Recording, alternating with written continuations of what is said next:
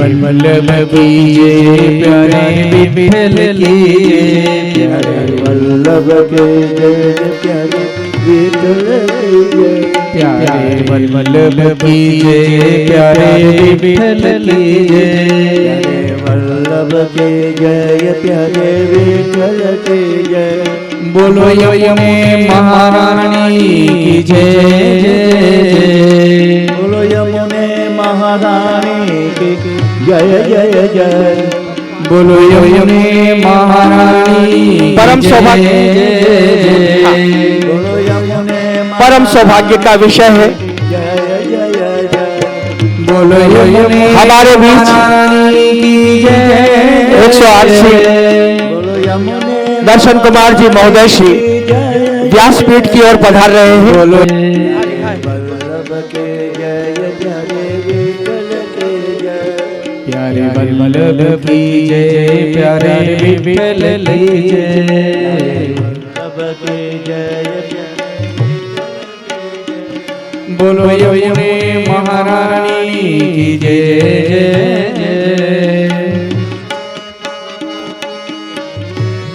जय जय, बोलो यमुने महारानी की जय जय,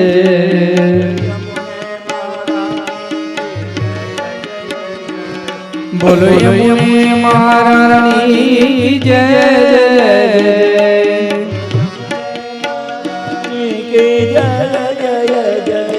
बोलो यमुने महारानी की जय, बोलो यमुने महारानी की जय जय जय, प्यारे वल्लभ की जय प्यारे विठल की जय, प्यारे वल्लभ के जय प्यारे विठल के जय, बोलो यमुने महारानी की जय, बोलो यमुने महारानी की जय जय, प्यारे वल्लभ की जय प्यारे विठल की जय, प्यारे वल्लभ के जय प्यारे विठल के जय, प्यारे विठल की जय, प्यारे विठल के जय, प्यारे सर्वातसमृतवात्यातिष्ठद्दशाङ्गुलाम् पुरुष एवेदग्गो सर्वाञ्जदभूताञ्जश्च भाव्याम् ऊतामृततवश्ये शानो जदाम्नेनातिरोहते एतावानस्यामहेमा तोज्जायांश्च पुरुखः पादोऽस्य विश्वा भूतानि त्रिपादस्यामृतां देवे त्रिपादोर्ध्व उदयेत पुरुखः पादोष्येह भवत् पुनः ततो विक्वां व्यक्रामत्स शनानशने अभि ततो विराडजायत विराजो अधिपो रुखः सजातो अत्यर्च्यतापश्च भूमिमतो पुरः यज्ञा सर्वभूता समृतां प्रेखादाज्यम् पशुस्तांश्चक्रे वायव्याना रम्याग्राम्याश्च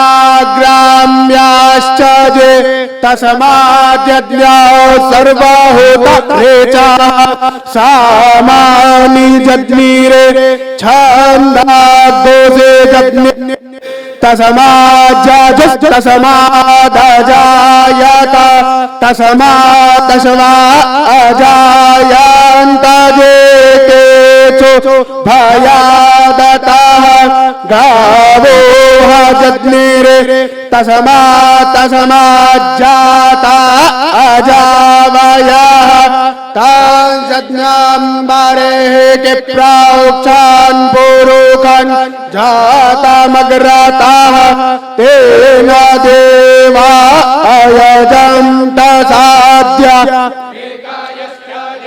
जदपुरोगां व्यादधो कादेदाव्यगल्पयान्न मूकाङ्गे मस्या सेकेम्बाहो के मोरो पादा उच्येते ब्राह्मणोऽस्य मुखमासेद्बाहो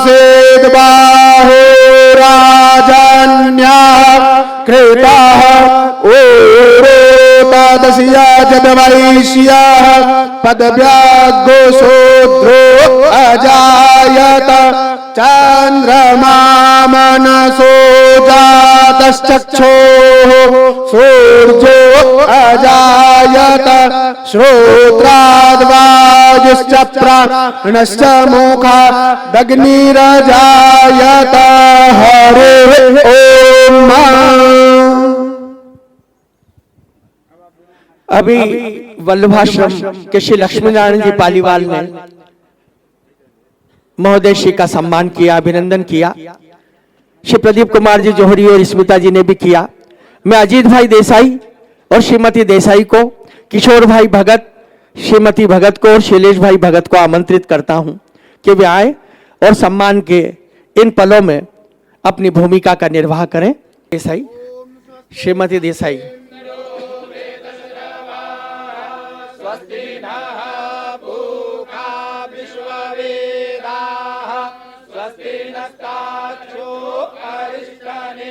किशोर भाई भगत, श्रीमती भगत, शैलेश भाई भगत, श्रीमती भगत।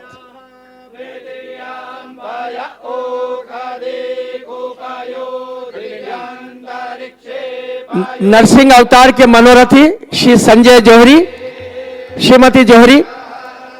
वामन अवतार के मनोरथी मधुसूदन जी गुजराती, श्रीमती मधुसूदन।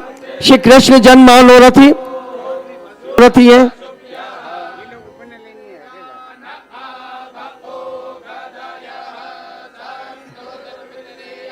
ये आए और सम्मान करें।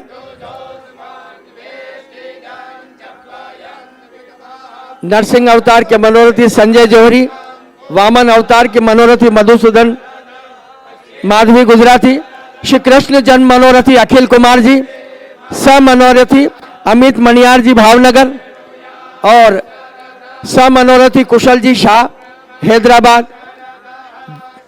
नंद महोत्सव मनोरथी ज्योति कृष्ण कुमार जी, निश्चल कुमार जी गुजराती, स मनोरथी यश शाह।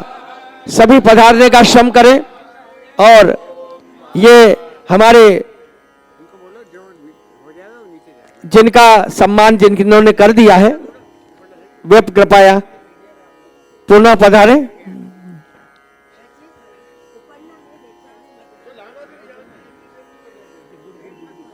तो आओ फिर अगले, क्योंकि कथा का शुभारंभ करें।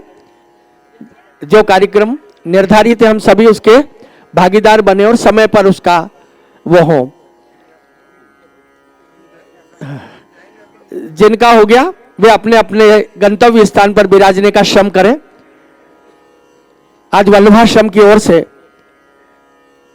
श्री लक्ष्मी नारायण जी पालीवाल महामंत्री और श्रीमती लक्ष्मी नारायण पालीवाल ममता जी पालीवाल ने महोदय श्री दर्शन कुमार जी का सम्मान किया।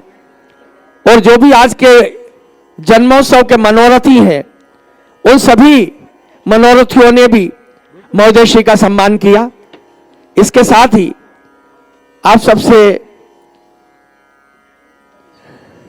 अजीत भाई देसाई, श्रीमती देसाई, किशोर भाई भगत, शैलेश भाई भगत वे आ रही हैं एकदम तेज तीव्र गति से। आए और मंच पर महोदय श्री का सम्मान करें। आज विशेष निवेदन आपसे यही है कि आज 4 दिन हुए, सबसे महत्वपूर्ण दिन ये भागवत जी में 4 जन्मोत्सव मनेंगे आज, जिसमें नरसिंह अवतार, वामन अवतार, राम अवतार, श्री कृष्ण अवतार होंगे। हम सभी वैष्णवजन और वल्लभ आश्रम के मुख्य ट्रस्टी, मुख्य मनोरथी, अन्य मनोरथी मेवाड़ की परंपरा के अनुसार ठाकुर जी का गॉड ऑफ ऑनर करेंगे। जिस तरह से शासकीय प्रोटोकॉल का सम्मान होता है वैसे ही प्रोटोकॉल की व्यवस्था में हम लोग सम्मान में सम्मिलित होंगे। जौहरी साहब की बहन और जिया जी सम्मान कर रहे हैं। हाँ,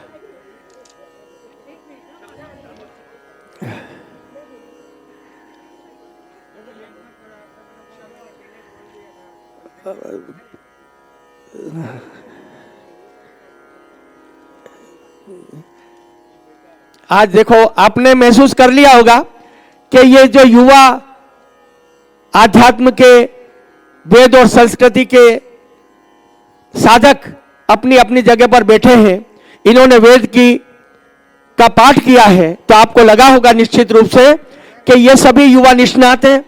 अपने धर्म आध्यात्म के प्रति, वेद पाठ के प्रति इनकी निष्ठाएं हैं, समर्पण है। इसलिए हम इनका बड़ा आभार व्यक्त करते हैं।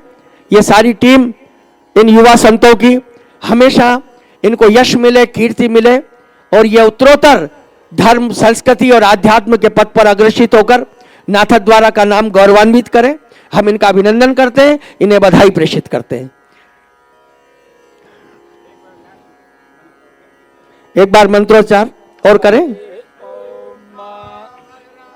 कर्णेभिः शृणुयाम देवा भद्रं पश्येमाक्षभिर्यजत्राः स्थिरैरङ्गैस्तुष्टुवाग्गुंस्तनु विव्यासे माहि देवाहितांशदायुः शतमेन्नो शरदो अन्तिदेवा जत्रा नश्चक्राजरसन्तनूनाम् पुत्रासो जत्र पितरो भवन्ति मानो मद्यागिरिखतायुगन्तोः आदित्यौरादितिरन्तरिक्षमादितिर्माता सपुत्रः विश्वे देवा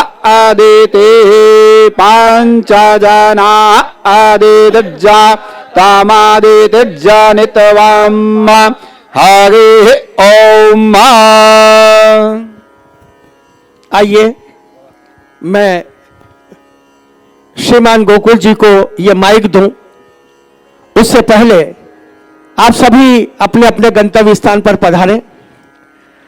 हमारे बीच में आज विभिन्न उपन्नों, शाल, तिलक से सब मनोरथियों और सबके द्वारा मेवाड़ की गौरवशाली पगड़ी पहनाकर गोवर्धनेश जी, दर्शन कुमार जी का अभिनंदन किया। बड़ी सुंदर उनकी छवि लग रही थी। मैं एक छंद आपको अर्पित करता हूं जो मैंने रात को ही मुझसे प्रभु श्रीनाथ जी ने आपके लिए लिखवाया है। गोकुल जी पढ़ो। हाँ, एक छंद मैं सुना रहा हूं और आप सब एक एक पंक्ति से मेरे साथ जुड़ेंगे कि पुष्टि मार्ग है श्री वल्लभ प्रासाद। ये एक महल है।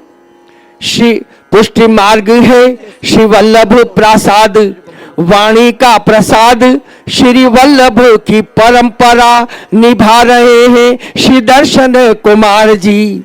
आपके हैं मधुर भाव संगीतमय चली नाव, आपके हैं मधुर भाव संगीतमय चली नाव। मीरा और राधा जी के दर्श करवा रहे हैं दर्शन कुमार जी।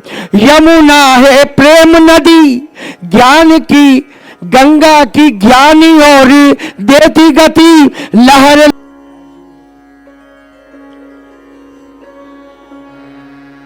श्री गोवर्धन नाथ की जय, श्री वल्लभाधीश की जय, श्री गुसाई जी परम दयाल की जय, श्याम सुंदर श्यामने महारानी की जय, श्री गोपाल लाल प्यारे की जय, श्री गिरिराज धरण की जय।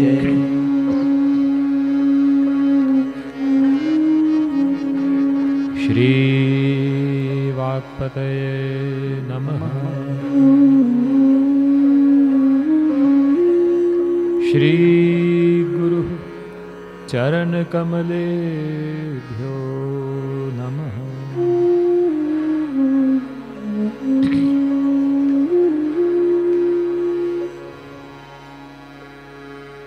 सच्चिदानन्दरूपा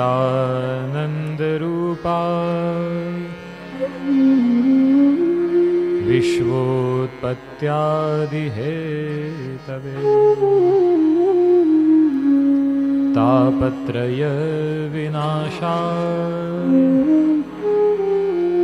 श्रीकृष्णाय वयं नुमः। नमो भगवते तस्मै कृष्णायाद्भुतकर्मणे रूपनाम विभेदे जगत्क्रीडति यो यतः बर्हापीडं नटवरवपुः कर्णयो कर्णिकारम् बिभ्रद्वासः कनककपिशं वैजयन्तीं च रन्ध्रां वेणोरधरसुधया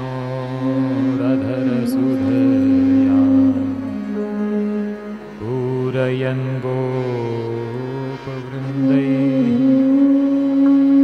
वृन्दारण्यं स्वपदरमणं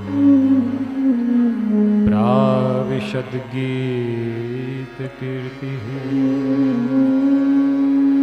सौन्दर्यं निजहृद्गतं प्रकटितं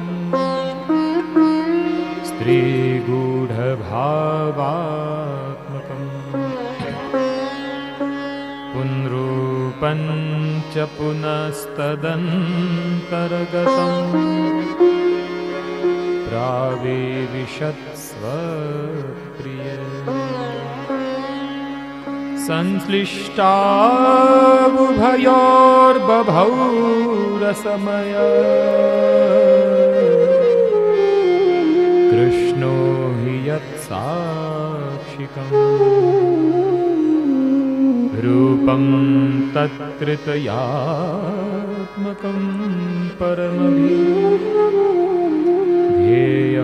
सदा वल्लभम्।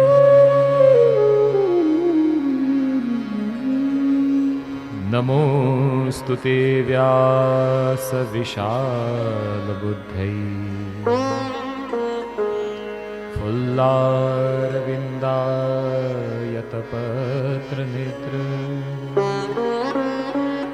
येन त्वया भारततेलपूरः प्रज्वालितो ज्ञानमयः प्रदीपः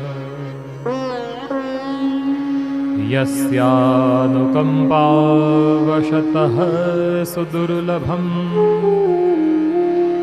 मानुष्यमाप्तं परमस्य पुंसः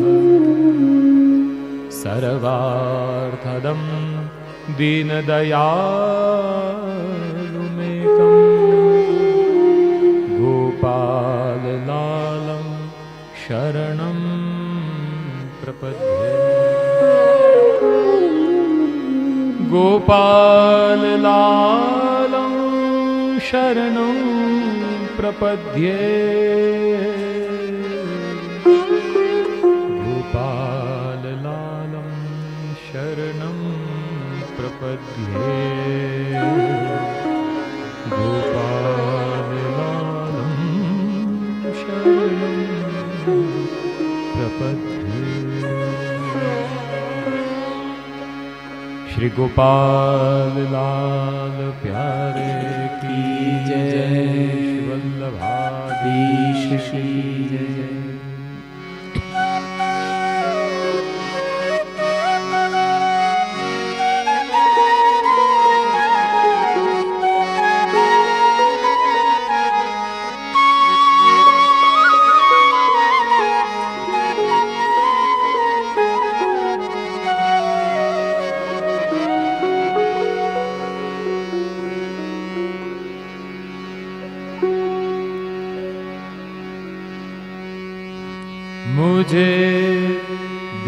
दर्शन गिरधारी रे,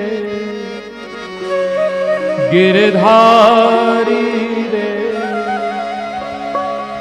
हो तेरी सांवरी सूरत पे मेवारी रे।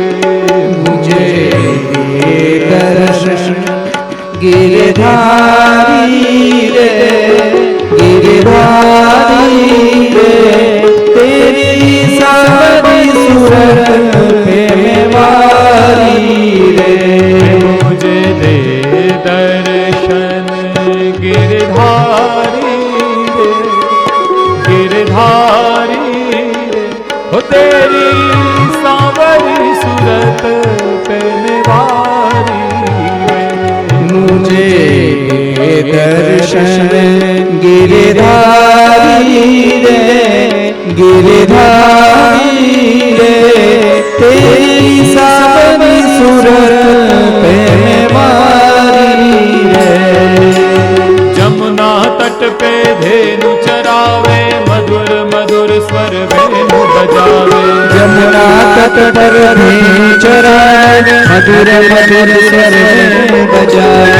जमुना तट पे धेनु चरावे, मधुर मधुर स्वर वेणु बजावे।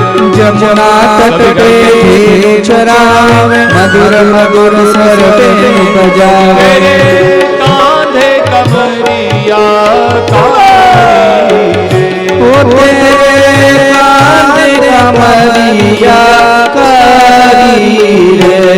मुझे दे दर्शन गिरधारी रे, गिरधारी रे, हो तेरी सांवरी सूरत पे मेवारी रे। मुझे दर्शन गिरधारी रे, गिरधारी रे, तेरी सांवरी सूरत पे मेवारी रे।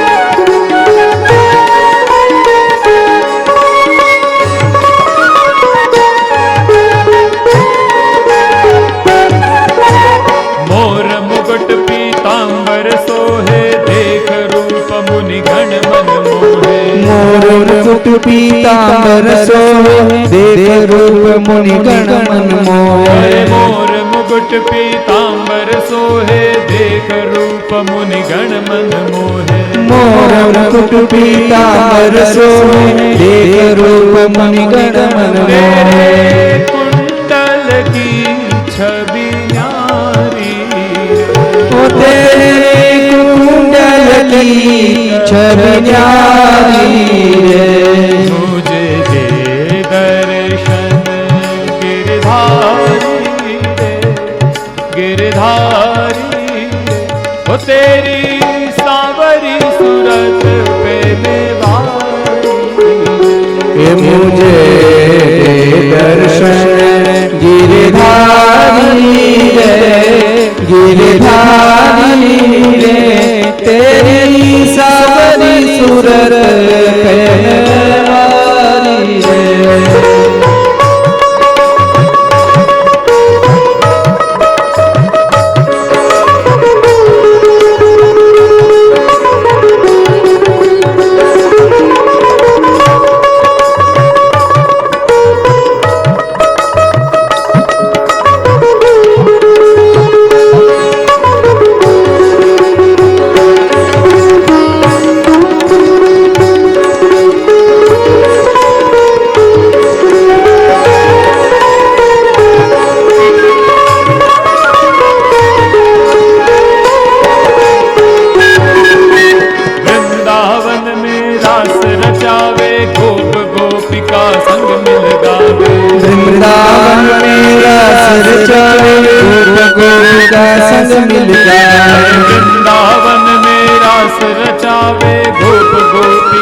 संग मिल गावे। वृंदावन में रास रचाए गोप गोपिका संग मिल गावे। तेरे नूपुर की धुन प्यारी रे, ओ तेरे नूपुर की धुन प्यारी रे।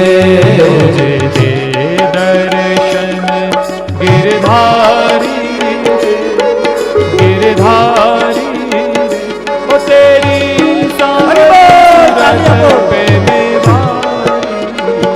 ए मुझे दे दर्शन गिरधारी रे गिरधारी रे। तेरी सावरी सूरत पे मारी रे। भक्त है तू हरि रूप बनाया, ब्रह्मानंद मेरे मन भाया। भक्त है हरि रूप बनाया, ब्रह्मानंद मेरे मन भाया। अरे भक्त है तू हरि रूप बनाया, ब्रह्मानंद मेरे मन भाया। भक्त है हरि रूप बनाया, ब्रह्मानंद मेरे मन भाया। तेरे चरण कमल बलिहारी रे, ओ तेरे चरण कमल बलिहारी रे। मुझे दे दर्शन गिरधारी गिरधारी। तेरी सांवरी सूरत पे मेवारी। ए मुझे दे दर्शन गिरधारी रे गिरधारी रे। तेरी सावरी सूरत पे मेवारी रे। ओ तेरी सांवरी सूरत पे मेवारी रे। तेरे सावरी सूरत पे मेवारी रे। तेरी सांवरी सूरत पे मेवारी रे। तेरी सावरी सूरत पे मेवारी रे। तेरी सांवरी सूरत पे मेवारी। तेरी सावरी सूरत पे मेवारी रे। तेरी सांवरी सूरत पे मेवारी। तेरी सावरी सूरत पे मेवारी रे। तेरी सांवरी सूरत पे मेवारी रे। तेरी सावरी सूरत पे मेवारी रे। हो मुझे दे दर्शन गिरधारी रे गिरधारी रे। तेरी सांवरी सूरत पे मेवारी रे। मुझे दे दर्शन गिरधारी रे गिरधारी रे। तेरी सावरी सूरत पे मेवारी रे। श्री कृष्ण कन्हैया लाल की जय। श्री वल्लभाधीश की जय।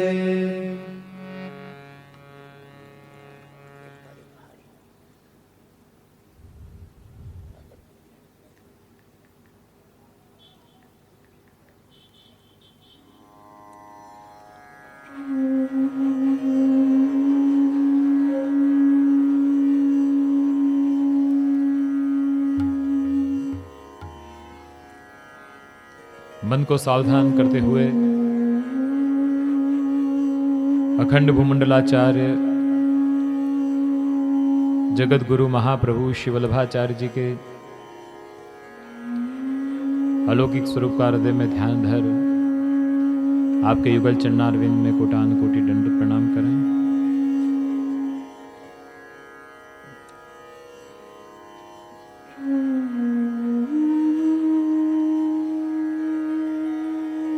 एवं सर्वोद्धारक स्वरूप निकुंज नायक श्री गोवर्धनधर प्रभु के कोमल चरणारविंद में सदैन्य दंडवत प्रणाम। थोड़ा कम करो मॉनिटर में काम करो। उपस्थित सर्व आदरणीय भूदेवगण, विद्वत वृंद,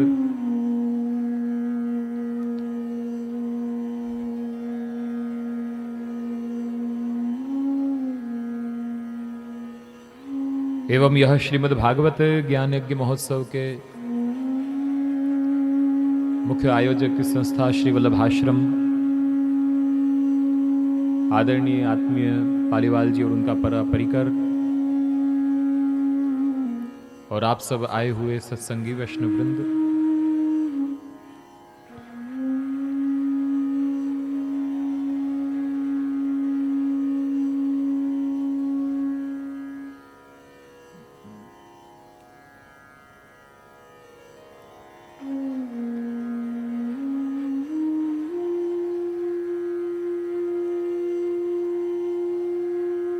मन को सावधान करते हुए आज की हमारी ये चतुर्थ दिवस की श्रीमद् भागवती यात्रा में हम सब प्रवेश करें।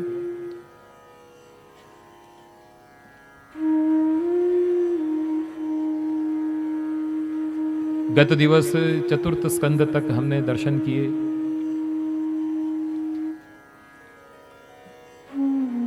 जिस स्कंद में 4 प्रकरणों के प्रकार बताए गए, धर्म, अर्थ, काम, मोक्ष,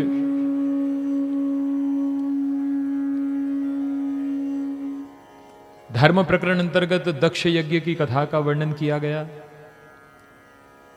अर्थ प्रकरण में ध्रुव जी का चरित्र, उनके ही वंश में पृथु महाराज, जिनका चरित्र काम प्रकरण में बताया गया, जिन्होंने पृथ्वी पे शासन किया। मोक्ष प्रकरण में पुरंजन आख्यान आदि का वर्णन किया गया। इन 4 विषय को थोड़ा सा समझते हुए हम पंचम स्कंद में प्रवेश करेंगे। ये चतुर्थ पुरुषार्थ बताए गए हैं, धर्म, अर्थ, काम और मोक्ष।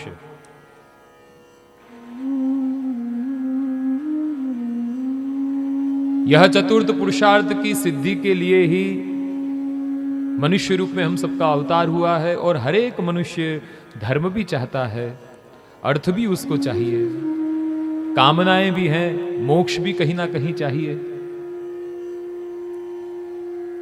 लेकिन एक विषय हमें जान लेना चाहिए कि इन 4 पुरुषार्थों में से 2 पुरुषार्थों की प्राप्ति भाग्य से होती है और 2 पुरुषार्थों की प्राप्ति कर्म से होती है।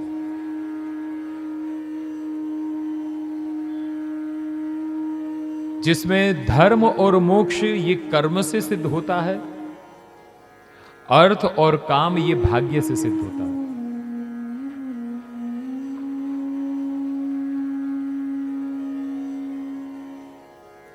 धर्म और मोक्ष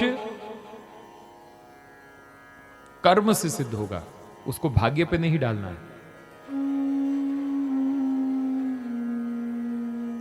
अर्थ और काम ये भाग्य से सिद्ध होगा, कर्म से नहीं।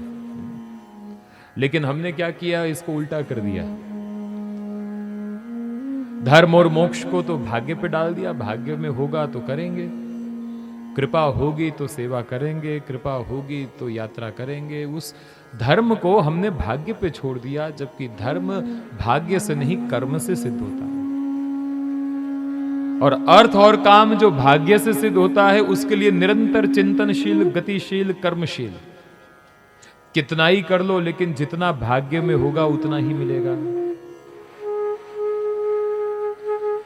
यानी इस विषय को हमेशा याद रखें, धर्म और मोक्ष को भाग्य पे नहीं छोड़ना है, वो कर्म से सिद्ध होता है। और अर्थ और काम ये भाग्य से प्राप्ति होती है।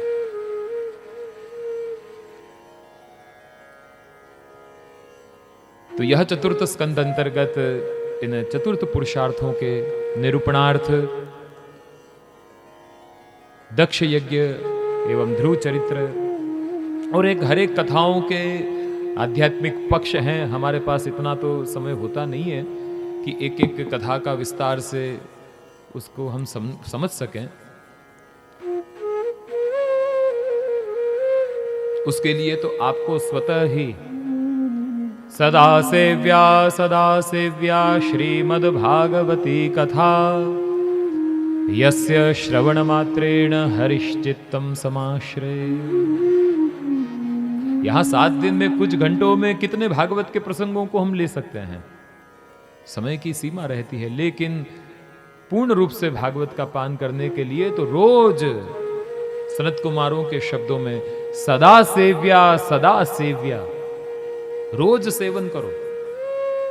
केवल घर में रखना नहीं है। कई बार कहते हैं ना, हमारे घर में सब बहुत पुरानी पुरानी भागवत विराज रही है, गीता जी है, वो काफी नहीं है। घर में तुम्हारे विराज रही है, लेकिन तुम उसको पढ़ रहे हो कि नहीं, वो महत्व का है।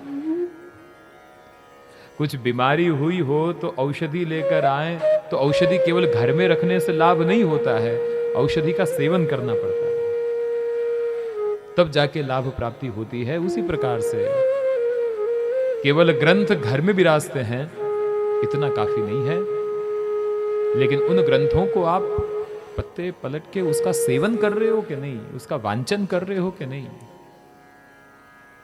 और सनत कुमार तो कहते हैं सदा सेव्या, सदा सेवन करो। अब देखिए, एक बार सदा सेवन, सदा शब्द से समझ में आती है कि इसका सेवन करना चाहिए, पर 2 बार सदा शब्द का प्रयोग किया, सदा सेव्या। एक बार में भी समझ में आ जाती है कि सेवन करना चाहिए, तो 2 बार सदा शब्द क्यों? जैसे कोई बड़ा ही महत्व का कार्य हो, हम किसी को सौंपे तो कहते हैं ना, भैया भूल मत जाना, याद रहा कि नहीं, फिर से याद दिलाऊं? तो सनत कुमार सदा सेव्या, याद रहा, सदा सेव्या। श्रीमद् भागवती कथा, क्या होगा इससे लाभ? यस्य श्रवण मात्रेण, इसके श्रवण मात्र से हरिश्चित्तम समाश्रय। सर्वरूप भगवान श्रीनाथ जी, श्री गोवर्धनधर प्रभु, यह शब्द के माध्यम से रस रूप भगवान हमारे कर्णेंद्रिय से हमारे हृदय में प्रवेश करते हैं। हरिश्चित्तम समाश्रय। इसलिए इसका निरंतर सेवन करते रहिए प्रियजनों, और निरंतर सेवन के द्वारा, और फिर जब साप्ताहिक यज्ञ में हम जब बैठते हैं तो और भागवत में आनंद आता है कि हाँ, ये हमने पढ़ा था, इस प्रसंग को हमने देखा था, जब समझ नहीं पाए, लेकिन आज इसका खुलासा हुआ। यानी भागवत आदि इन ग्रंथों को प्रियजनों अपनी जीवन शैली बनाइए। आज बड़ी एक विडंबना हो गई कि भागवत आदि के आयोजन केवल सप्ताह के रूप में ही होने लगे।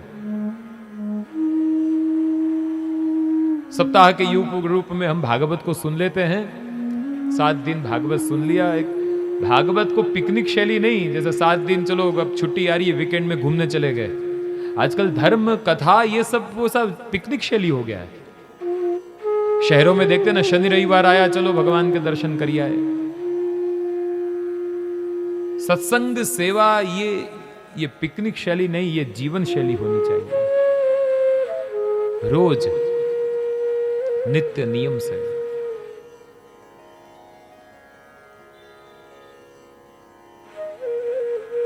यस्य श्रवण मात्रेण हरिश्चित्तम समाश्रय। ऐसी यह श्रीमद् भागवती कथा प्रियजनों, धर्म अर्थ काम मोक्ष पुरुषार्थों को जागृत करने वाली। आइए कथा यात्रा के क्रम को आगे बढ़ाते हुए 5वें स्कंद में हम सब प्रवेश करते हैं।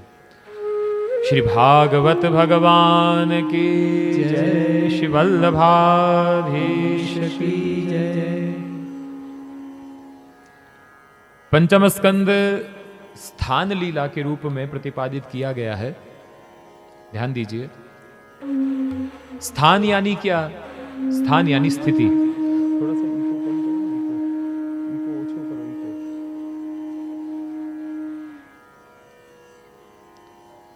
स्थान का अर्थ है स्थिति।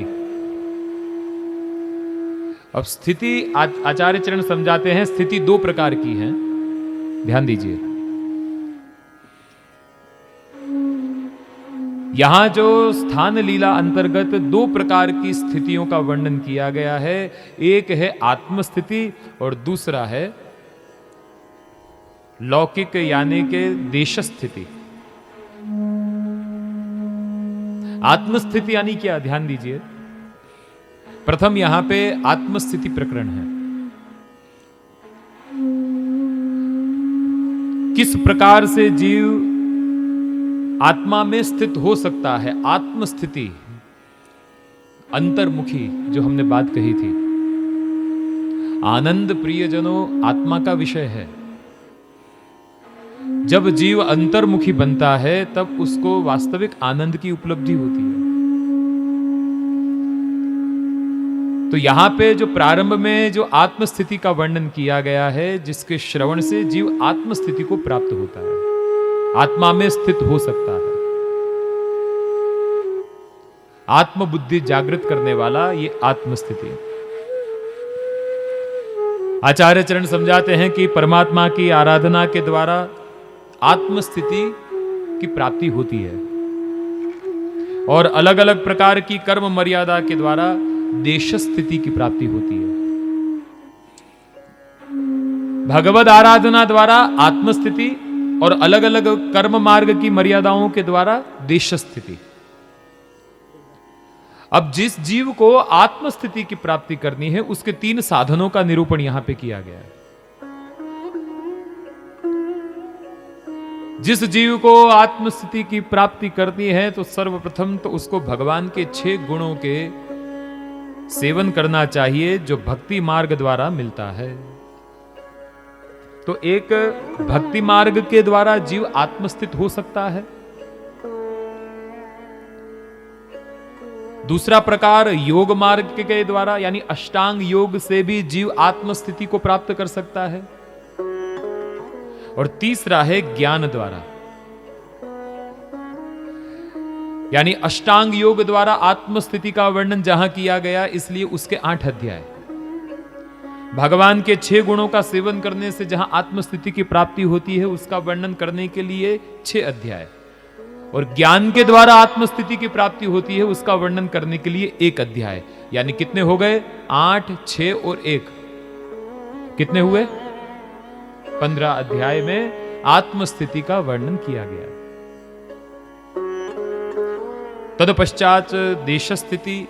अब देश स्थिति का मतलब है कि यहां इस लोक का जो जिसमें हम सब रहते हैं, पंच महाभूत से बना हुआ इस लोक का वर्णन करने के लिए 5 अध्याय हैं।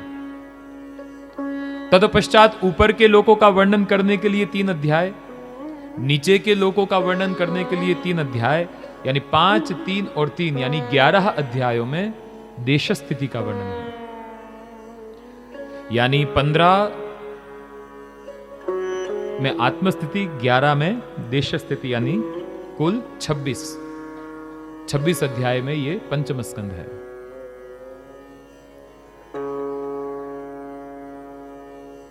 जहां आत्मस्थिति का वर्णन किया गया, वहां पे प्रियव्रत राजा का चरित्र आता है। देखिए, उत्तानपाद का हमने चरित्र, जिसके वहां पे ध्रुव जी का प्रागट्य हुआ। जैसे कि मैंने कहा, हर एक कथाओं के साथ हमारा उसमें जुड़ाव, उसके सिद्धांत जुड़े हुए हैं। जैसे उत्तानपाद यानी प्रत्येक जीव उत्तानपाद है। उत्तानपाद यानी पाद ऊपर, यानी चरण ऊपर है, मुख नीचे है, वो उत्तानपाद। अब आप देखिए, मां के गर्भ में बालक कैसे होता है ना? उत्तानपाद, मुंह नीचे की ओर, पैर ऊपर, यानी प्रत्येक जीव उत्तानपाद। अब उस कथा में ये हमने सुना कि उसकी 2 रानियां, सुनीति, सुरुचि। उसी प्रकार से हमारी भी 2 रानियां हैं। प्रत्येक जीव की हमारे सामने 2 मार्ग आते हैं, सुरुचि का मार्ग, सुनीति का मार्ग। कथा में यह बताया गया कि उत्तानपाद को सुरुचि से ज्यादा प्रेम है, सुनीति पे ध्यान नहीं देता।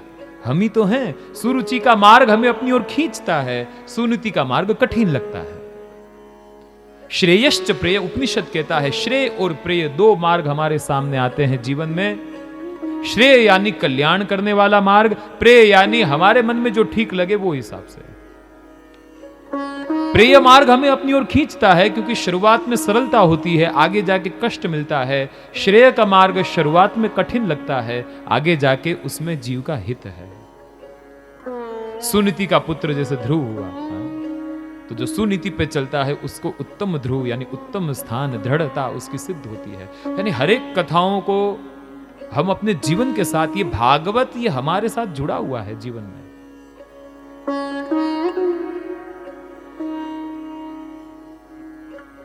तो ये मनु के ही उत्तानपाद और प्रियव्रत उत्तानपाद का हमने चरित्र सुना। यहां पे पंचम स्कंद में प्रियव्रत का चरित्र परीक्षित जी जिज्ञासा प्रकट करते हैं, पूछते हैं। प्रियव्रतो भागवत आत्मरामः कथं मुने गृहे रमत्यन्मूलः कर्मबन्धः पराभव।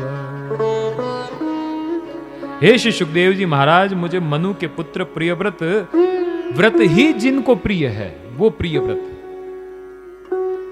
जो आत्माराम थे, आत्मस्थित थे, फिर भी उन्होंने गृहस्थाश्रम कैसे स्वीकार किया। देखिए यहां ये जो परीक्षित जी के द्वारा पूछा गया जो प्रश्न है अति विचारणीय है, अति गंभीर है, क्योंकि परीक्षित जी ने गृहस्थ एवं वैराग्य दोनों को समान रूप से भोगा है। जब उन्होंने प्रायोपवृष व्रत लेने से पूर्व वे सदगृहस्थी थे, और अभी के समय में स्वयं गंगा के किनारे भागवती दीक्षा लिए हुए भगवत सेवा का वो आनंद ले रहे हैं। उनका अंतस भी भगवत भक्ति से ओतप्रोत है। अतः उनके अनुभव में सच्चा आनंद तो आत्मस्थित यानी आत्माराम होने में है। तो परीक्षित जी पूछते हैं, तो ये प्रियव्रत राजा जो आत्माराम थे फिर भी वो गृहस्थ में क्यों गए, गृहस्थ आश्रम को क्यों स्वीकार किया। सुखदेव जी कहते हैं, राजन आपका ये प्रश्न समीचीन है। गृहस्थ कर्म बंधन कराने वाला है, परंतु जिनकी चित्त वृत्ति भगवदाश्रय हो जाती है, ऐसे भक्तों के लिए गृहस्थ जीवन बाधा नहीं करता है, अपितु साधक बन जाता है। उनका जीवन जल में कमल की तरह अनासक्त रहता है। स्नेहाद्राग विनाशस्याद आसक्त्या स्याद ग्रहारचि। जल में कमल की तरह आचार्य चरण आज्ञा करते हैं कि जिस प्रकार से स्नेहाद्राग ठाकुर जी में जब एक बार स्नेह हो जाता है, अनासक्त्या स्याद ग्रहारुचि, ग्रह कार्य में अपने आप अरुचि सी आ जाती है। और जिनकी चित्तवृत्ति भगवतमय हो गई है तो गृहस्थ भी उनको बाधा नहीं करता है, उनके सहायक होता है।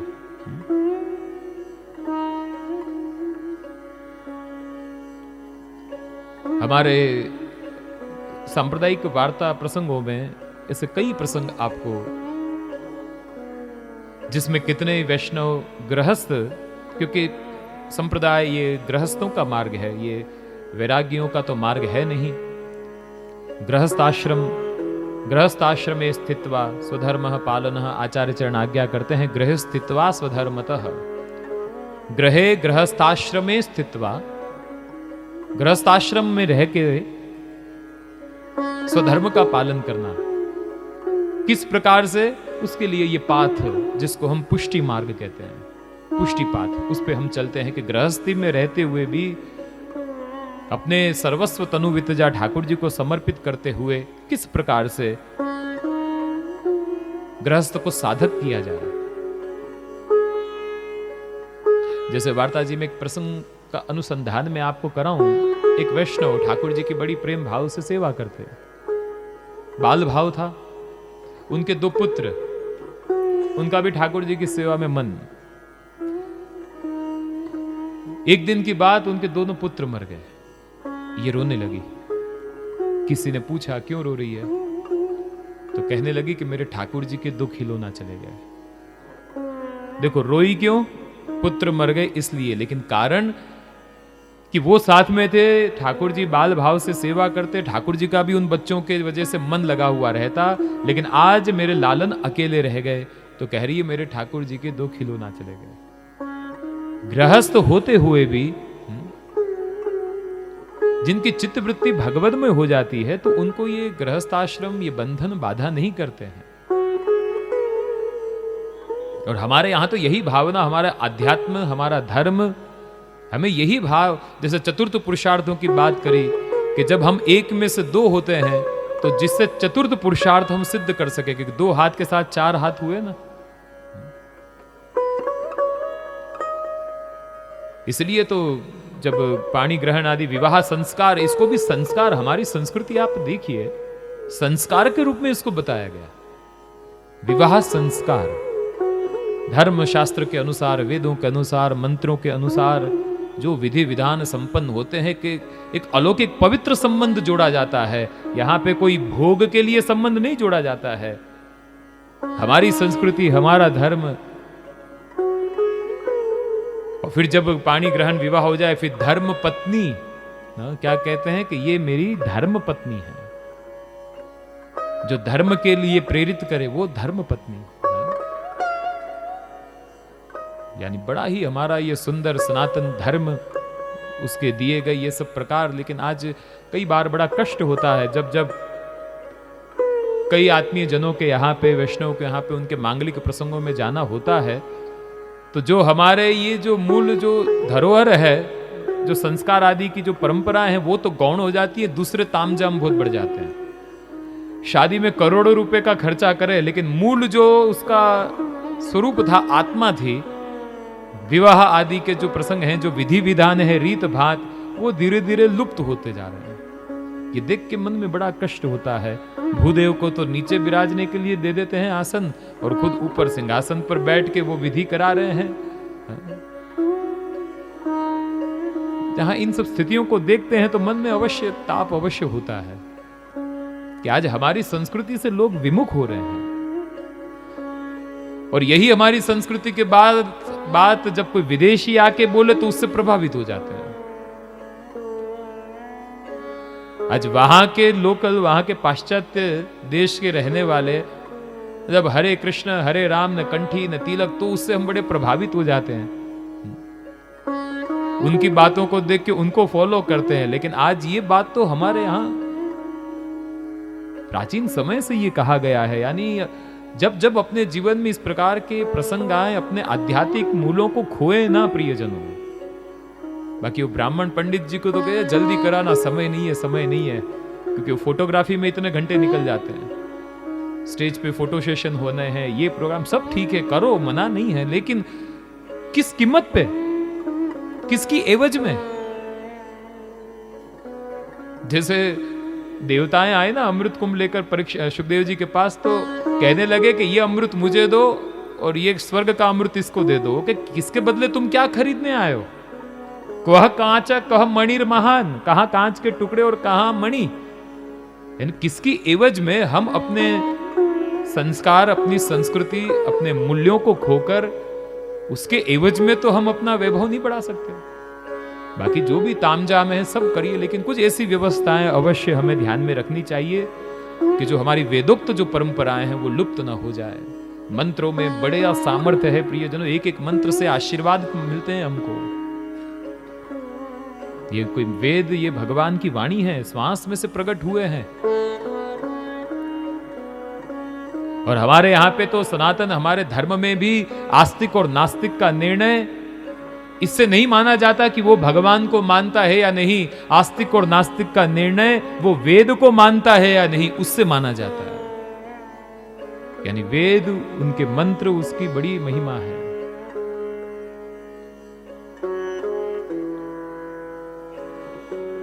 यानी जितना हो सके मूल बात, जिस विषय पे हम चर्चा कर रहे हैं, गृहस्थ आश्रम में रहते हुए भी अपने स्वधर्म का पालन करना, किस हेतु से हमने ये गृहस्थ आश्रम में प्रवेश किए हैं, इन सब बातों का विचार करना और अपने आध्यात्मिक मूल्यों को संजो के रखना, ये हम सबकी जिम्मेदारी है। सुखदेव जी कहते हैं, राजन, प्रियव्रत पूर्व में आत्माराम ही थे, परंतु ब्रह्मा जी के समझाने पर उन्होंने गृहस्थ जीवन स्वीकार किया, क्योंकि ब्रह्मा जी गुण रूप सृष्टि प्रकट करना चाहते थे। फिर प्रियव्रत राजा का विवाह विश्वकर्मा की पुत्री बहिष्मति से हुआ। 10 पुत्र हुए, ओजस्विता नाम की कन्या उत्पन्न हुई। शुक्राचार्य जी से उनका विवाह हुआ। महाराज प्रियव्रत की दूसरी रानी उत्तम, तामस, रेवत नाम के 3 उनके पुत्र हुए दूसरी रानी से। और ये अपने अपने नाम वाले मनवंतरों के अधिपति हुए। और ये प्रियव्रत राजा के जीवन काल में बड़ी विचित्र परिस्थिति, एक समय की प्रसंग इसमें विशेष प्रकार से बताया गया। उनका सामर्थ्य, वैसे तो कई सुंदर चरित्र हैं, कि इनके समय काल में मेरू पर्वत की प्रदक्षिणा करते हुए सूर्य लोकालोक पर्वत तक पृथ्वी को प्रकाशित करते हैं। यानी प्रियव्रत राजा ने जब शासक के रूप में आप तैयार हुए तब आधे मुंहमंडल में प्रकाश रहता, आधे में अंधेरा रहता। ऐसी परिस्थिति को देखकर रात को भी दिन में परिवर्तन करूं, ऐसा इन्होंने संकल्प लिया। सूर्य के समान गतिमान रथ पर बैठकर सूर्य का अनुगमन करते हुए पृथ्वी की 7 परिक्रमाएं की, और तब इनके तेजोमय रथ के पहिए से जो रेखाएं बनी वे 7 समुद्र कहलाए, और 2 पहियों के बीच का जो उपसा हुआ भाग था वह 7 द्वीप कहलाए, जम्बू, लक्ष, सालमली, कुश, कौंच, पुष्कर आदि। इन 7 द्वीपों को अपने 7 पुत्रों को क्रमशः उन्होंने एक एक द्वीप का राजा बना दिया। बाकी 3 पुत्र कवि, महावीर तथा सवन निष्ठिकी ब्रह्मचारी बने रहे, और प्रियव्रत भगवान की लीलाओं का चिंतन करते हुए नारद जी के बताए हुए मार्ग का उन्होंने अनुसरण किया। प्रियव्रत के बाद अग्निंद्र जम्बूद्वीप के राजा हुए। उनकी पूर्वचित नाम की अप्सरा से 9 पुत्र उत्पन्न हुए। अग्निंद्र के सबसे बड़े पुत्र नाभि, इनका विवाह मेरू देवी के साथ हुआ। पुत्रेष्टि यज्ञ किया, जिससे मेरू देवी से भगवान के कला अवतार ऋषभ देव जी का अवतार हुआ। बोलिए श्री ऋषभ देव जी भगवान की जय। आचार्य चरण पुरुषोत्तम सहस्त्र नाम अंतर्गत आज्ञा करते हैं कि मेरू देवी व्रतफलम ऋषभो भगलक्षण, अर्थात मेरू देवी के व्रत के फल रूप ऋषभ देव का अवतार है। और ऋषभ का अर्थ होता है ऋषेण ज्ञानेन भाति इति ऋषभः, जो अपने ही ज्ञान से प्रकाशित है वह ऋषभ। ऋषभ देव जी का विवाह इंद्र की पुत्री जयंती से हुआ। फिर इनके 100 पुत्र हुए, 100 मित्र, 100 में से सबसे बड़े भरत, जिनके नाम से हमारे ये राष्ट्र का नाम भारत हुआ। सबसे बड़े भरत थे।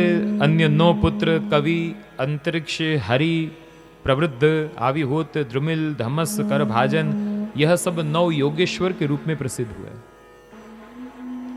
ऋषभ देव जी ने गृहस्थ आश्रम स्वीकार करके भी पुत्रों को बार बार यही शिक्षा दी कि गृहस्थ में किस प्रकार से रहना चाहिए। देखिए ये शिक्षा ये ऋषभ देव जी यहां पे दे रहे हैं। नायम देहो देह भाजाम नृलोकं कष्टान कामान हते विंभुजाये तपो दिव्यों पुत्र कायेन सत्वं शुद्ध्येदयस्मात् ब्रह्म सौख्यं त्वनोतं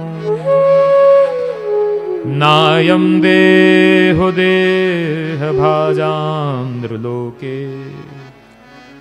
गृहस्थाश्रम में रहते हुए अपने पुत्रों को बार बार यही शिक्षा दी कि हे पुत्रों ध्यान रहे, नायम देहो देह भाजाम नुलोके, यह शरीर विषय भोग भोगने के लिए नहीं मिला है, क्योंकि विषय भोग विष्ठा भोजी सुकर कुकर आदि को भी मिलते हैं।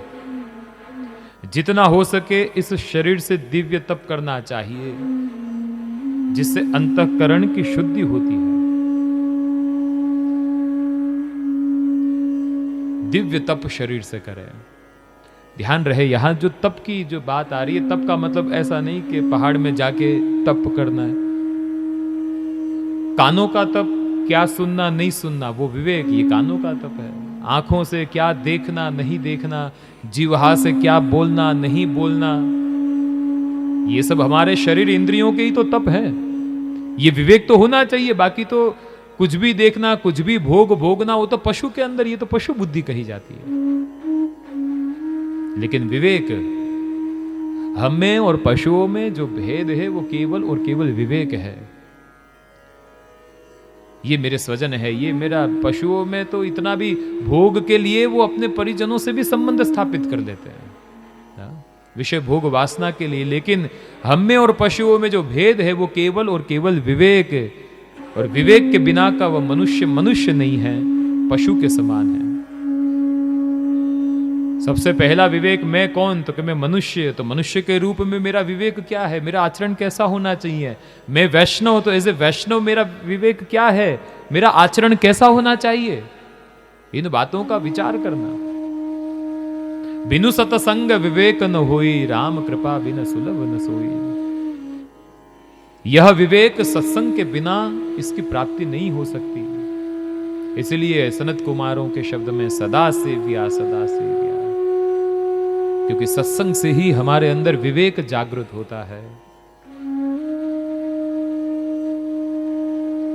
क्या देखें नहीं देखें, क्या सुनना नहीं सुनना, हमारे कान कोई कूड़े का डब्बा तो है नहीं, कुछ भी आके कोई भी डाल जाए, फालतू की बातें। यहां की वो बातें करे, वो उसकी निंदा करे, वो उसके प्रपंच की बात। अरे कई ऐसे होते हैं ना,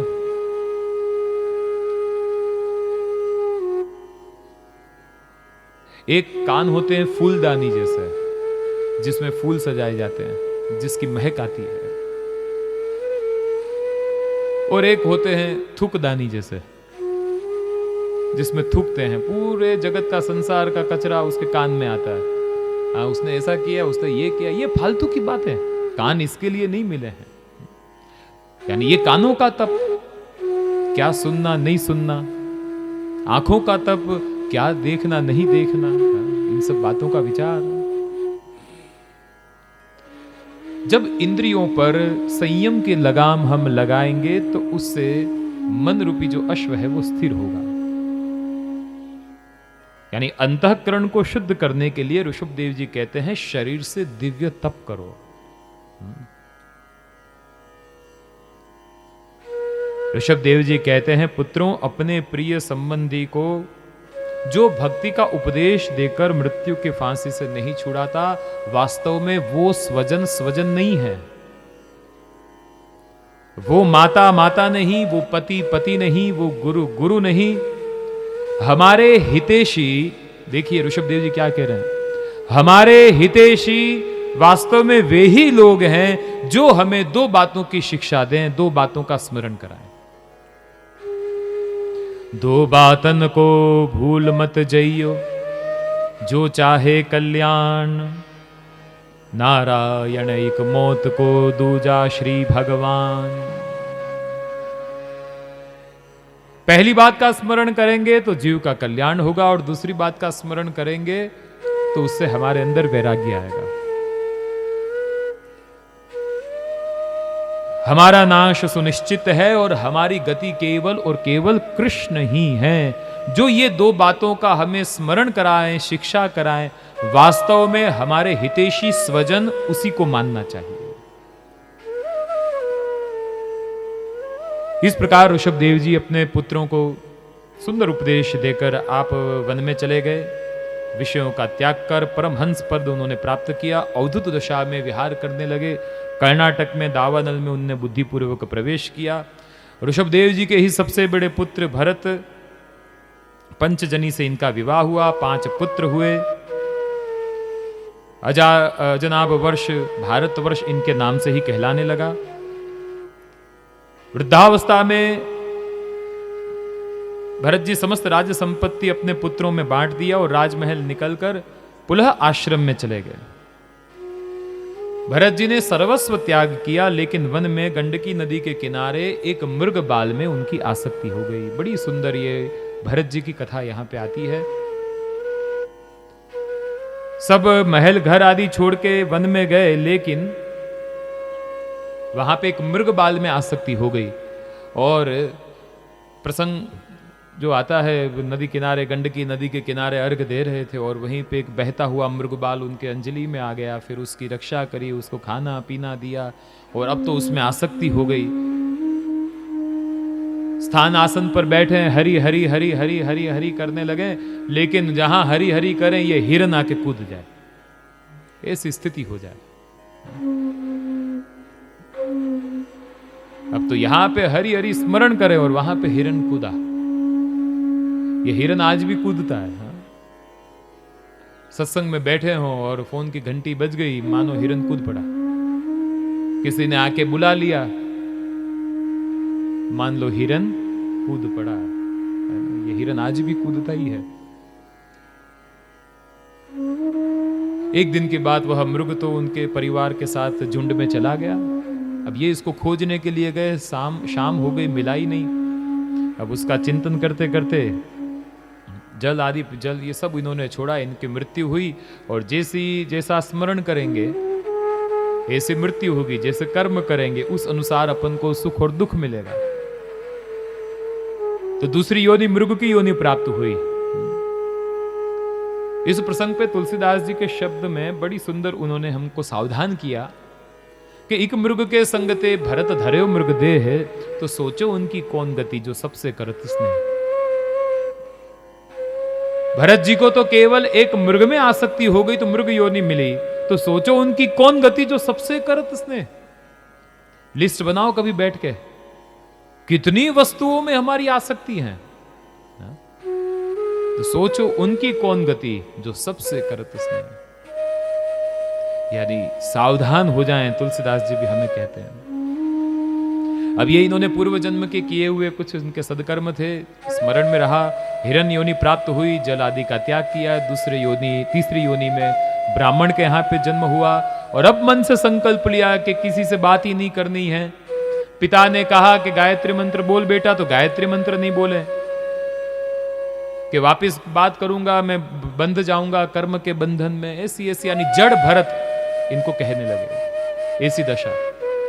भाइयों ने कहा अरे कुछ तो काम करता नहीं है, चुपचाप बैठना ही है, तो इससे तो घर में बैठा है तो खेत में जाके बैठ, खेतों की रखेवाली तो होगी। तो ठीक है, खेत में जाकर बैठ गए। अब वहां पे चिड़िया आवे, पंखी आवे, लेकिन किसी को भगावे नहीं।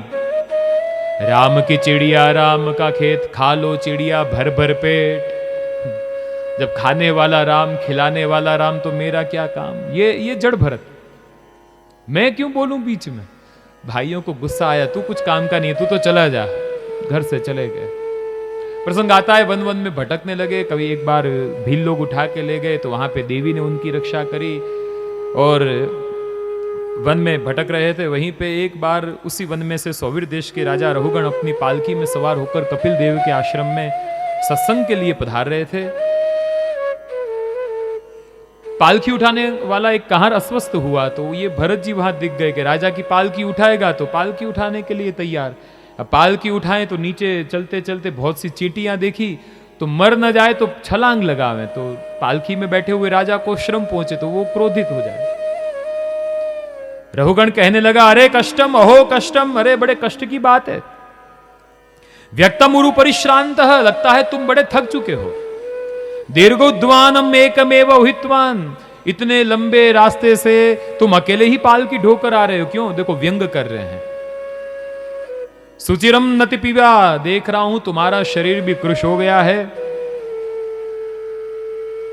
न संहन नागी जरसा च उपद्रतो, मैं देख रहा हूं तेरे अंग अंग भी सुगठित नहीं है, बुढ़ापे ने तुझे घेर लिया है। इतने अति व्यंग पूर्वक शब्दों का बिल्कुल भी प्रभाव भरत जी पे न पड़ा, क्योंकि उनके अंदर अहम मम इति अनध्यारोपित मिथ्या प्रत्ययो हो, मैं और मेरे अर्थात अहमता ममता वृत्तियों में से उनका बिल्कुल अभाव था। चुपचाप उनको सुन लिया। ये देखकर रहुगण को और क्रोध आया। इदम अरे तुम जीव मृत, अरे तू जिंदा है या मरा हुआ, कुछ बोल नहीं रहा। मैं राजा, तू मेरा सेवक, मैं कुछ कह रहा हूं, तू प्रति कुछ बोल भी नहीं रहा। मां कदित कृत्यम भर्तु शासन अति चरसी, मेरी अवहेलना कर रहा है, स्वामी की आज्ञा का उल्लंघन करता है। दंडपाणीरिव जनताया एवते प्रपतस्य च चिकित्साम करोमि, अभी मैं तेरी चिकित्सा करता हूं, तू बड़ा उन्मत्त हो गया है, अभी तुझे मैं तेरी अक्ल ठिकाने लगाता हूं। ये शब्द सुनकर भरत जी ने अपना मौन तोड़ा। भरत जी ने देखा कि ये आत्माराम थे, सत्संग के लिए ये जा रहे हैं, लेकिन इनके अंदर योग्यता तो है नहीं, सत्संग के लिए दीनता चाहिए। और ये मैं राजा हूं, मैं स्वामी हूं, अब जो ये स्वामी पने के साथ जो सत्संग में जाएंगे तो सत्संग फलीभूत नहीं होगा। तो वो पात्रता सिद्ध कराने के लिए अब राजा ने जो व्यंग में एक एक शब्द कहे थे उसका आध्यात्मिक अर्थ प्रकट करते हुए उनको प्रत्युत्तर दिया। राजन, आपका कथन सत्य है कि मैं अकेला पालकी उठा रहा हूं, जगत में जीव अकेला ही आता है और अंत में अकेला ही जाता है। राजन, आपका दूसरा कथन भी बिल्कुल सत्य है, तू जिंदा है या मरा हुआ, मरे के समान। आपका यह वचन भी समीचीन है, क्योंकि अभी ये श्वास लेने वाला ये शरीर कल मृत्यु के आगोश में सो जाएगा। आज ये जीवित है परंतु इसकी मृत्यु भी निश्चित है। आपने कहा तो कृशकाय है, यह कथन अक्षरशः सत्य है, क्योंकि आज ये सुदृढ़ और पुष्ट दिखाई देने वाला शरीर कल कुशित हो जाएगा।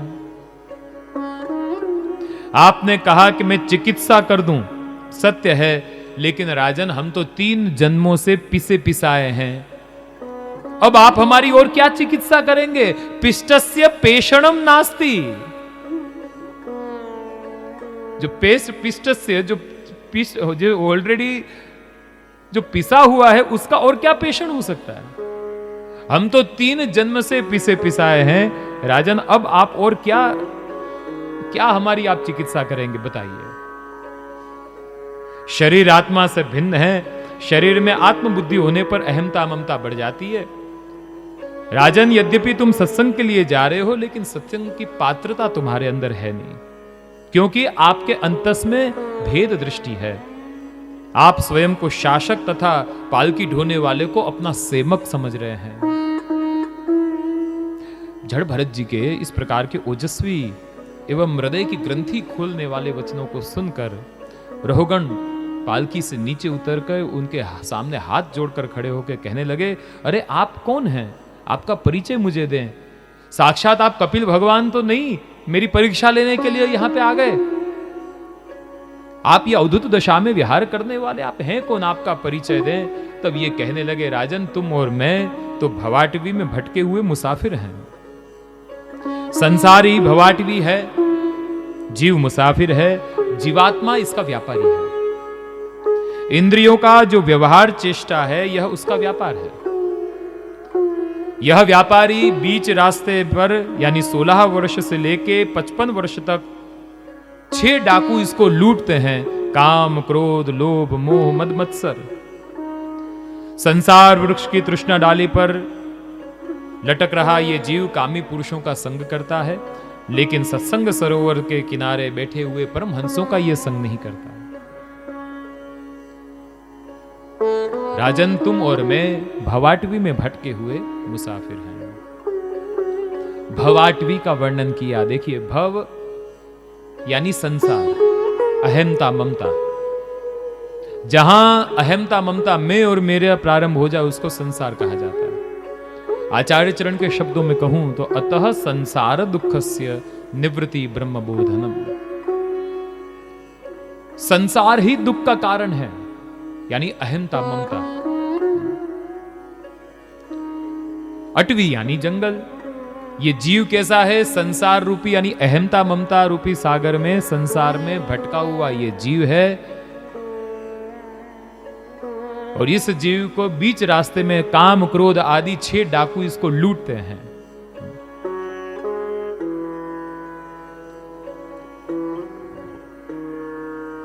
हम सब प्रियजनों ये संसार में भटके हुए जीव, हम ब्रह्म संबंध जब इसलिए पुष्टि परंपरा में आप देखिए जो ब्रह्म संबंध दीक्षा दी जाती है उसके अंतर्गत जो गद्य मंत्र बोलते हैं उसका हार्द क्या है? हे प्रभु, करोड़ों वर्ष हो गए मैं आपसे बिछड़ा, और बिछड़ने के बाद अहमता ममता रूपी संसार के सागर में मैं फंस गया, जिसके चलते आपके लिए मुझे विप्रयोग नहीं होता।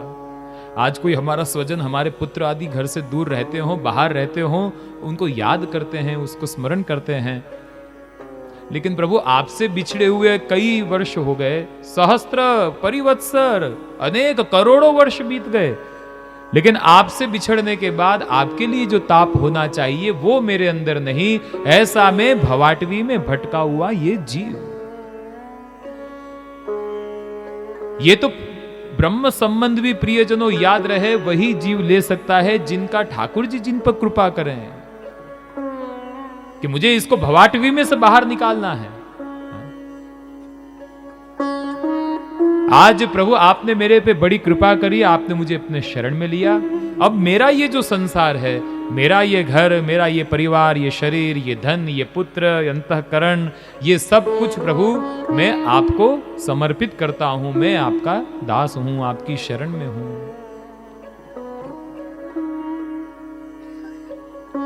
गाइड साथ में हो ना तो हम भवाटवी में कहीं भटके नहीं।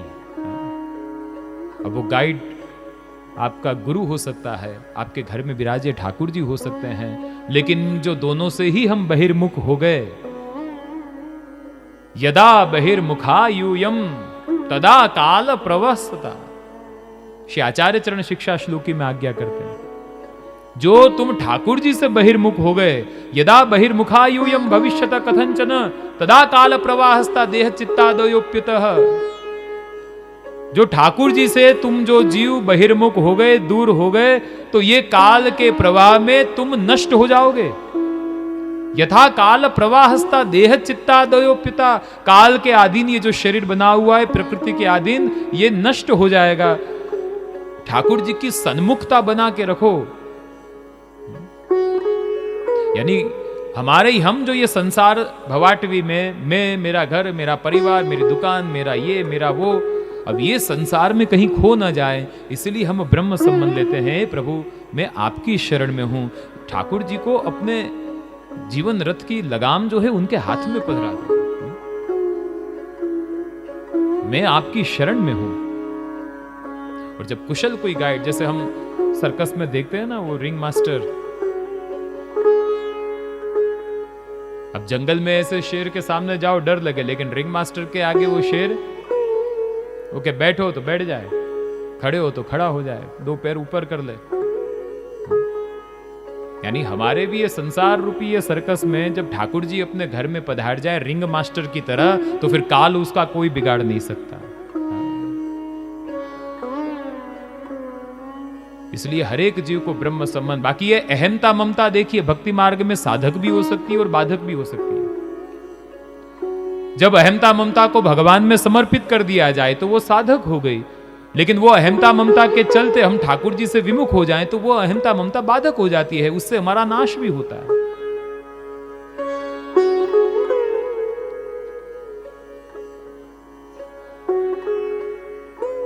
इसलिए हम ब्रह्म संबंध के माध्यम से भागवत शरणागति को स्वीकार करते हैं। जिन किसी ने भी ब्रह्म संबंध न लिया हो, अवश्य प्रियजनों ब्रह्म संबंध लेके ये संसार रूपी अटवी में से जो बाहर निकलना हो, तो जब जीव ब्रह्म संबंध लेता है, क्योंकि आचार्य चरण के कानी से श्री ठाकुर जी ने वचन दिया हुआ है कि आप जिस जीव को स्वीकार करोगे उस जीव का मैं कभी त्याग नहीं करूंगा।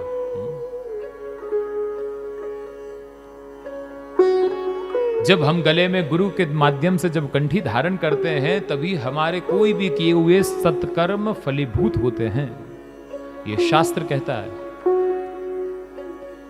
कंठी ऐसे नहीं बाजार में से ले आए और गले में डाल दी, नहीं, जब तक गुरु के द्वारा वह कंठी नहीं मिलती है वह मंत्र फलीभूत नहीं होता है, और हमारे द्वारा किए हुए सत्कर्म भी फलीभूत नहीं होते। तो संसार रूपी अटवी में से बाहर निकलने के लिए कृष्ण शरणागति ये परम आवश्यक है। और जब हम ठाकुर जी के शरण में आ जाते हैं, हम ठाकुर जी को यही विनती करते हैं, प्रभु आनंद कंदाब साक्षात घर में विराजमान है, फिर भी ये जहां तहां मन भटक रहा है, लेकिन जो आपके चरण कमल की कृपा होगी तो ये मन आप में स्थिर होगा। बाकी हमारे जीव की स्थिति तो कैसी है,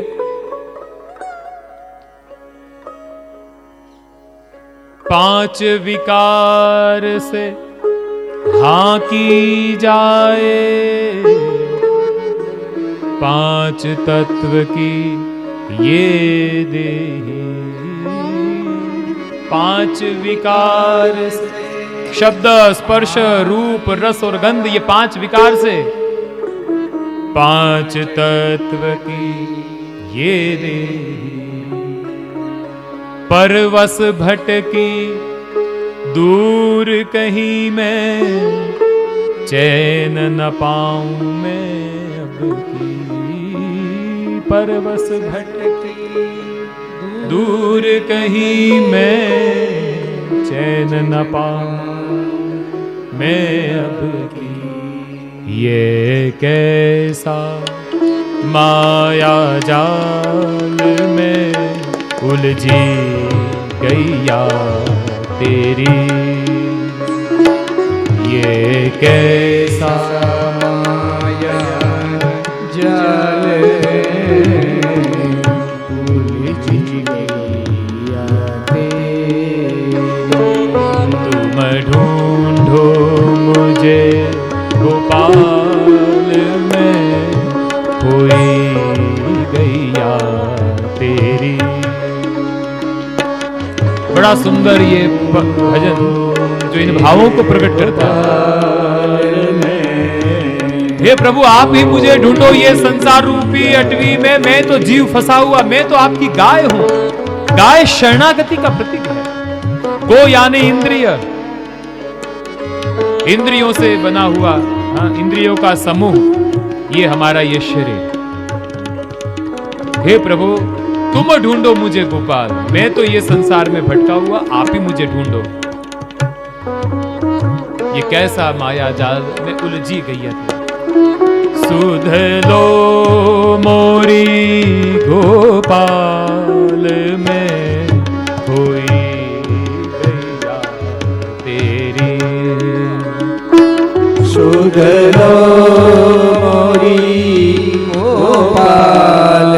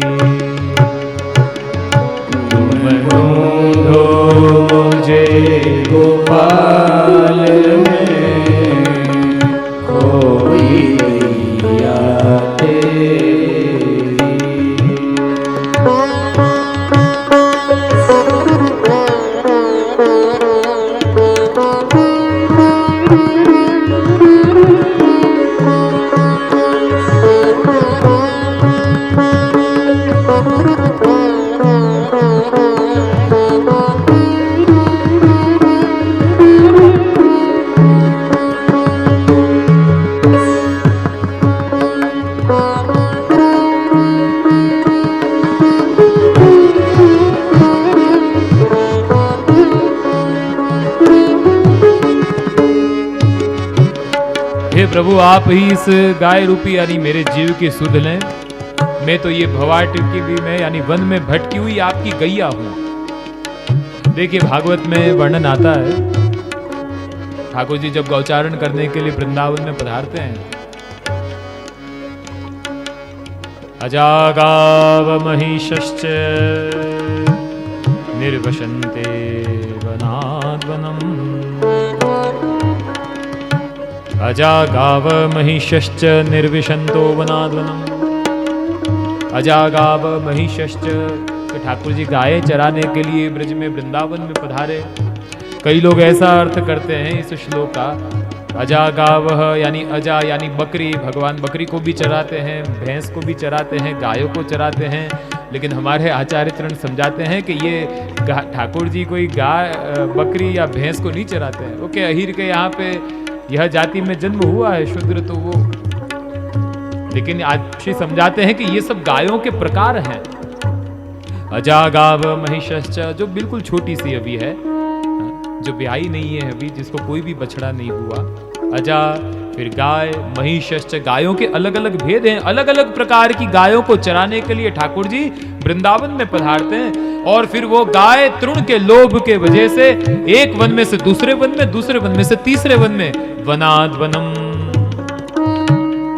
अलग अलग वन में गाय भटकती है, दूर दूर चली जाती है। क्यों? तृण लोभे न, तृण के लोभ के चलते एक के बाद दूसरे वन में, दूसरे वन में से बाद तीसरे वन में। हम भी तो आप देखिए जीव, तृण के लोभ के चलते ही जीव गांव में रहता था, फिर शहर में आ गया, अब यहाँ कुछ और कम पड़ रहा है, अब तो और बड़े शहर में जाएं, महानगर में आ गए, फिर वहां पे तृण कम पड़ गया, फिर विदेश में चले गए। ऐसी स्तुति है तृण लोभेन। और वो तृण के लोभ के चलते परिवार से दूर हो जाता है वो जीव, वैष्णवों का संग उसको छूट जाता है, संस्कारों से दूर हो जाता है, दूर दूर।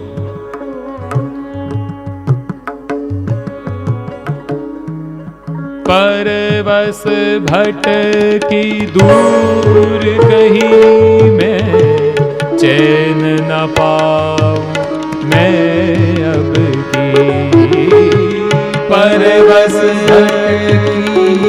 वह तृण के लोभ में परवश भटकी दूर कहीं में, चैन न पाऊं मैं।